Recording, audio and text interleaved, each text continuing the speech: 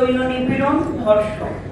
মোট শিশুর নির্যাতনের একটি বৃহৎ বড় অংশ জুড়ে যৌন নিপীড়ন এবং সহিংসতার শিকার হচ্ছে। সবচেয়ে আশঙ্কার বিষয় হচ্ছে বেশিরভাগ ক্ষেত্রে পরিচিত বা নিকট আত্মীয় দ্বারা শিশুরা বেশি নিগৃহের শিকার হচ্ছে। ডিজিটাল বা সাইবার নির্যাতন। বর্তমান বাংলাদেশে স্মার্ট যুগের প্রসারের সাথে সাথে সাইবার বুলিং, অনলাইন গ্রুমিং এবং চাইল্ড পর্নোগ্রাফির মতো ভয়ঙ্কর অপরাধ বহুগুণে বেড়ে গেছে। শিশুরা এখন চার দেয়ালের ভিতরেও নিরাপদ নয়। গৃহকর্মী এবং শিশু শ্রমিকদের উপর নির্মমতা। করোনা উত্তর অর্থনৈতিক সংকটের কারণে অনেক পরিবার বাধ্য হয়ে তার শিশুদেরকে কাজে পাঠাতে বাধ্য হয়েছে। গৃহকর্মী হিসেবে নিয়োজিত শিশুরা প্রতিনিয়ত অবর্ণীয় শারীরিক এবং মানসিক নির্যাতনের শিকার হচ্ছে। আমাদের প্রধান চ্যালেঞ্জ সমূহ আমি উপস্থাপন করছি। আইন আছে, প্রয়োগ কোথায়? আমরা প্রায় বলি আমাদের আইনের অভাব নেই। নারী ও শিশু নির্যাতন দমন আইন, শিশু আইন 2013 কিংবা জাতীয় শিশু নীতি সবই কাগজে কলমে খুব চমৎকার করে লেখা আছে, কিন্তু মূল চ্যালেঞ্জ কোথায় আছে সেই বিষয়টি আমরা এখন আলোচনা করতে পারি। সংস্কৃতিগত নিরাপত্তা এবং সামাজিক লজ্জা।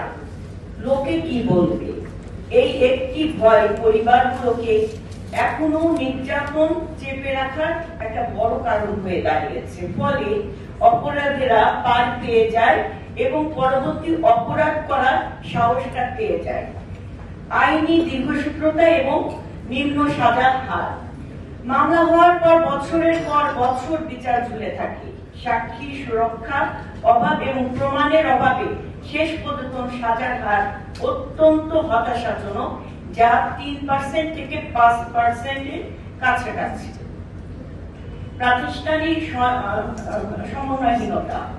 পুলিশ, সমাজসেবক অধিদপ্তর এবং স্থানীয় প্রশাসকের মাধ্যমে দ্রুত সরানোর ক্ষেত্রে এ ধরনের সমন্বয়হীনতা স্পষ্ট। কার কি দায়? সমষ্টিগত জবাবদিহিতা। শিশু নির্যাতন রোধ করা একক কোনো মন্ত্রণালয় বা সুশীল সমাজের একক কাজ নয়, এটি একটি ত্রিমাত্রিক দায়িত্ব।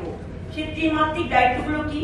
পরিবারের দায়িত্ব, সন্তানকে গুড টাচ এবং ব্যাড টাচ শেখানো এবং তার সাথে এমন একটি সম্পর্ক গড়ে তোলা যাতে অস্বস্তিকর কোনো ঘটনা সে তার বাবা মার সাথে শেয়ার করতে পারে। রাষ্ট্র এবং প্রশাসনের দায়িত্ব কি হতে পারে? জিরো টলারেন্সের নীতি গ্রহণ করা, রাজনৈতিক বা সামাজিক প্রভাবমুক্ত হয়ে দ্রুততম সময়ে বিচার নিশ্চিত করা। নাগরিক সমাজের দায়িত্ব কি হতে পারে?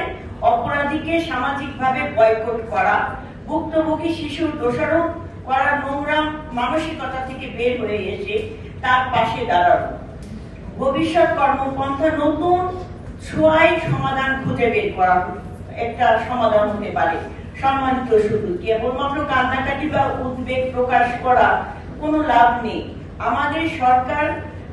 আমাদের দরকার সুনির্দিষ্ট এবং সময় উপযোগী কর্মপন্থা। আজকের এই প্রথাগত ধারণার বাইরে কিছু প্রযুক্তি বান্ধব বাস্তবতার কথা আমাদের মাথায় রাখতে হবে।